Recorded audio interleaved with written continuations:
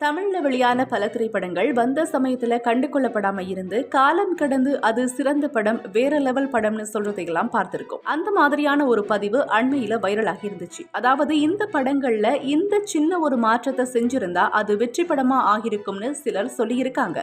அது உண்மையா இல்லையான்னு பார்க்கலாம். முதலாவதா 1000ல் ஒருவர். இந்த படத்துல 2ஆம் பகுதியில சோழர் காலத்து சுத்த தமிழ் பேசாம சாதாரண தமிழ்ல பேசி இருந்தாலே அது வெற்றி படமா இருக்குமா.